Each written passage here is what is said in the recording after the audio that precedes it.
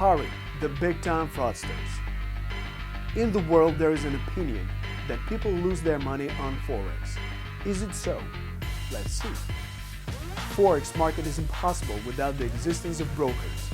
If you look at the amount of money spent on advertising, the most generous in this regard is the company ALPARI. Where does money come from in this company? As it is known, the main indicator of a good broker is his story. And the story of ALPARI is very remarkable and could serve as a basis for a criminal drama. See for yourself. The fraud in England, the fraud in America, the fraud in Japan, bankruptcy in England, cancellation of license in Cyprus, failure to obtain a license from the Central Bank of Russia, changing the appearance of ALPARI to FXTM as their second name. Look at each episode separately in short. The fraud in England.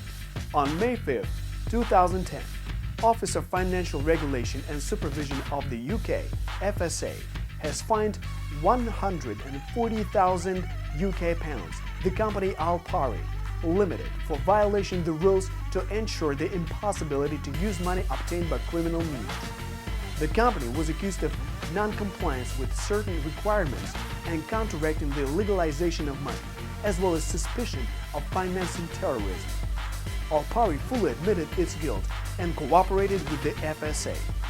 Discovered about the fraud in England, Cyprus SISAC regulator revoked its license ALPARI as unreliable office.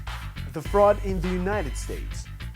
There were even two situations. First, the American regulator National Futures Association (NFA) in 2012 fined ALPARI for $200,000 for the abolition of profitable transactions of customers. ALPARI did not pay profits to its clients, simply retroactively changed the bidding rules and recognized transactions unscrupulous customers. In other words, the company simply robbed of their clients. In addition, the NFA ordered ALPARI to pay damages for client accounts in full, but as you know, ALPARI did not. The second time ALPARI was fined by the National Futures Association regulator for $50,000 for not reporting about these illegal canceled transactions. After all these machinations, NFA closed ALPARI in America. The fraud in the UK.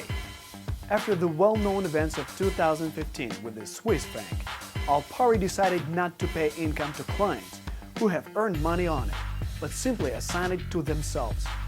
To do this, they declared themselves as a bankrupt and sent customers to the Deposit Guarantee Fund. At the moment, none of the customers not only haven't received their earned money, but could not even return their deposits. The fraud in Japan. The next day after the announcement of the bankruptcy of the parent company ALPARI UK, the Japanese regulator FFAJ, the Financial Futures Association of Japan, in order to prevent fraud from clients' money, introduced a temporary administration in the ALPARI Japan KK. After this, the audit of ALPARI Japan began, and after 9 days, namely on January 29, 2015, FFAJ regulator, the Financial Futures Association of Japan, imposed a fine on the ALPARI Japan in the amount of 1 million yen for the fact that they have allowed the systematic asymmetric slippage. Realized that they can no longer steal in Japan, the owners sold the company ALPARI to broker Dukascopy Group. Apparently, the Russian Central Bank also considered this office as unreliable and refused to issue a license to ALPARI. Thus, today, on the territory of the Russian Federation, ALPARI operates illegally. But that ALPARI has not calmed down. Considering that foreign customers have already accumulated enough money, ALPARI decided to rob them again. For the deception of foreign clients, the ALPARI successor was established, FXTM, which is diligently advertised in Europe today.